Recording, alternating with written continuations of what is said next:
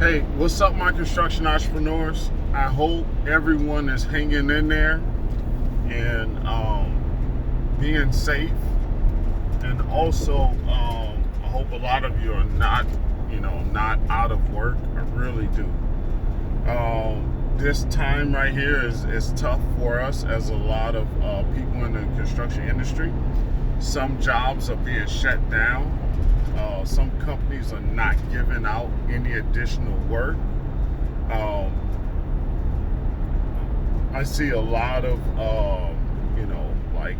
services like handyman services and kind of smaller jobs that people may have, or either being done by them, through them or by themselves, or being held off.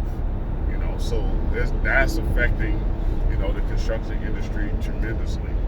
Um, and for the construction industry, or for the individuals that are not as legit as they should be, you know, those individuals matter as well too. I used to be one of them. So how do we find work during this time? How do we make sure we continue to feed our family during this time?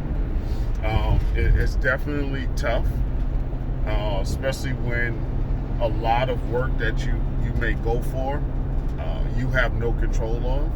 Similar to the work that I'm doing right now, we're staying busy because of the type of work we have needs to be done, needs to be completed, but none of these jobs are under my company's ownership. So someone else owns these jobs that I'm doing, and in turn they can stop that work at any time, and they may have to deal with the consequences of their property being in a certain unsatisfactory condition, but they can literally stop this at any time. Which puts me in a position to really really give thought to being in a better position as a contractor moving forward.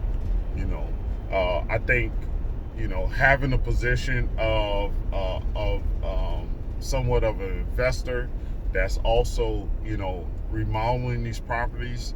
I feel I have a little bit more control that way. I feel that I can predict things a lot more, a lot better this way. With me basically, in the hands of someone else determining what work I do, how much work I do, when I get paid. During a time like this, is very difficult. So moving forward, one of the biggest lessons I learned is definitely focusing to put my company in a better position financially, and a better position as a stakeholder within the properties that we do construction on. Now, outside of that, let's say if I didn't have these properties, how would I get work? How would I eat? Outside of pulling unemployment, as an owner, that's nothing. That amount takes care of nothing, and not, I wouldn't say anything, but it does not. It takes care of a small percentage of your household, right? So how can we get more work? Well, I would say, I would say figuring out a way to help the government and the federal government out in ways that can actually put you in a position of need, right? Where they need your help to help this thing, whether if it's building hospitals, whether it's building temporary facilities, whether it's demoing.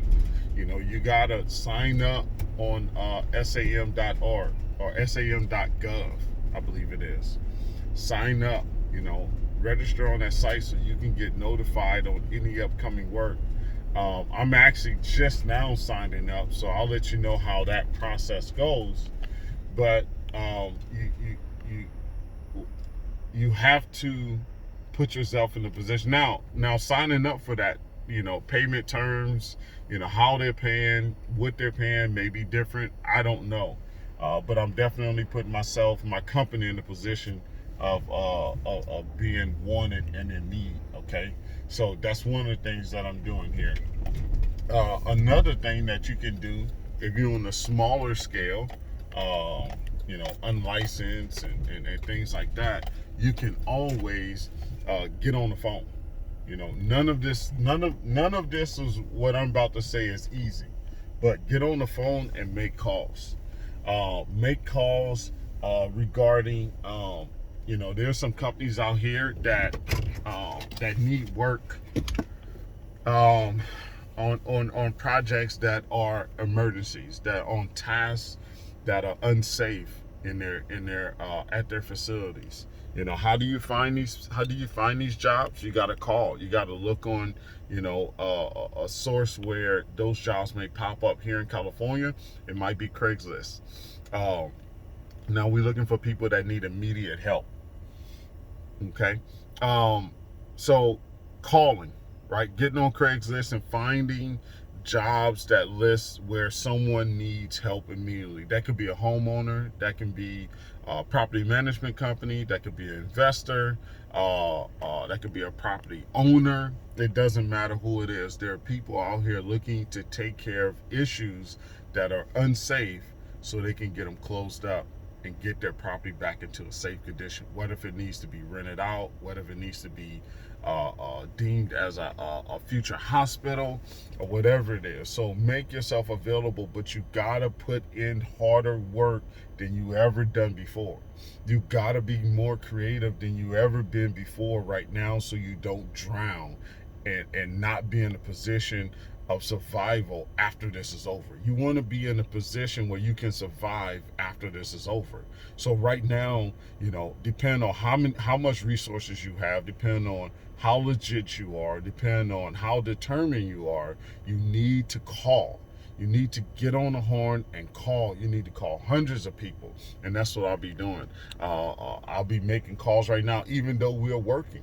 I'll be calling. I won't be making as much as someone that is in a lesser position than me will be making, but I will be making calls today on other property management companies, other investment type companies that may can use our services on an emergency basis and on a task oriented basis dealing with safety. Other than that, then I will find ways to get into other areas of need. And this is, let me jump to this is why this is important with me. The biggest thing I have learned during this time is having an ear to the media. Because I'm an entrepreneur, and I see it amongst a lot of entrepreneurs, is that we don't watch a lot of TV. We don't pay attention to a lot of, especially news that goes on. There's a large percentage of us that do not watch TV. I do not watch TV, especially the news. But I need to get back into it because there's times where I could have heard about this earlier and could have put my business as well as my employees and my family in a better position than I am now. Right? Now, work-wise, remember I said I don't control a lot of that. I only control a small percentage of that. But I could have put myself in a better position work-wise to keep my employees busy, signing up on sam.gov a lot sooner. But that comes with being attentive and paying attention to what's going on in the media, and having antennas to where you respond, right? And predicting the right thing. Remember, I always say this is about predicting. If you can predict before the curve hit, you can be a lot better off. So here, let's say if I would have heard about this in January or December or whenever it kind of hit our media market, if I would have heard about it and then kind of dug into it a little bit as much as I could have, and then made a educated, guess, then I could have, bought more hand sanitizer, bought more face masks for the guys that are currently working, more, soap and toilet paper. We need toilet paper on our job sites. I'm not trying to take away from where it's needed in these industries. I'm just trying to help us, not be a burden on these industries by keeping my guys safe and our workplace safe.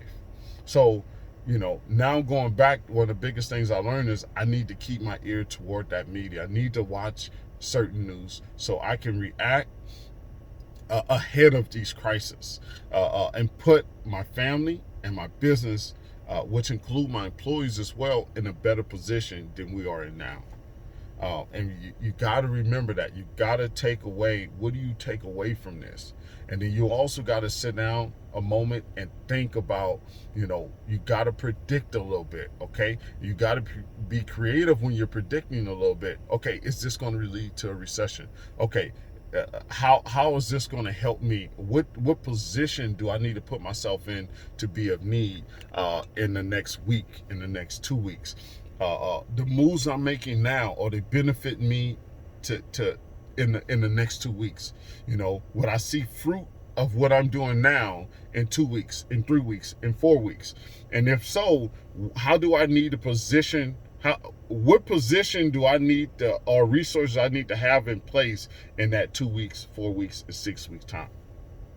So you gotta think about these things. This is a very serious time, especially as contractors and as people that have family. So keeping your employees busy, keeping them on staff as long as possible, waiting for the government. I don't know how that thing is going to play out. I don't even know when that's going to come, but keeping them busy, making you have enough reserves to pay your employees out in full if you do have to let them go, if you do have to do a layoff, if work does shut down, if the city shut down, right? We're in LA. This is a busy city, very diverse. I mean, a lot of folks here. So, the possibility of it shutting down is highly unlikely, but still, it's still on the board. So, predicting to put yourself in the right position is very crucial at this time. Looking for work, like I said, calling on management companies, calling on small businesses. I reached out to National Maintenance, which is a company that takes on stores at malls. They do actually construction work for a lot of mall stores. Instead of those stores at malls, they have stores in each city. Instead of they find their own contractor, National Maintenance helps them find contractors throughout the state wherever their stores are at. So I actually sent out an email to them basically saying that, hey, it's a great time for these stores to kind of take care of some of the issues or safety hazards that may need to be taken care of now while there's a slow period, and I got into that early. But once again, if I would have heard about this, or if I would have reacted to this a lot sooner, then that might have fell on some ears in whatever companies that message could have been sent out to, that could have made a move then. Like, hey, we're about to slow down a little bit. Let's put this contractor in place here, this contractor in place here. And that could have, provided some more work for my guys to keep them busy for weeks to come. So, reaching out to these businesses, there's a lot of large franchises out here that's in a position to get work done, nonetheless, because there's no way they're going to go out of business, or there's no way the government is going to allow them to go out of business. So you got to think about those things as well. You also too, these construction sites that are still moving, right? There's companies out there that's falling off. There's companies out there that just find their employees sick, so they're moving out of the way. They may have, and they're not fulfilling their duties like they should. You got to reach out to these ongoing construction sites and ask them, is there any help that they need? Is there any position of trade that they need filled, because they could have subcontractors falling off, and trying to find subcontractors in this time of need to replace them may be tough from their standpoint. So you got to see these construction sites. If you see them still working, stop over there, drop your card off. Hey, we're still being busy. We have created an emergency response team. If you need any work, any pickup work, any laborers, any cleanup, you find yourself in a hard position to where subcontractors have quit on you, are not able to show up, or you have had to release subcontractors because a certain amount of their employees have become sick. So you had to actually relieve them of their duties from the job.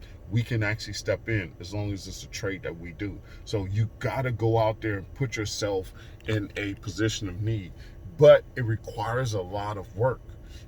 So reaching out to existing job sites, going on a source where people may be posting a need for contractors, like here in California is Craigslist.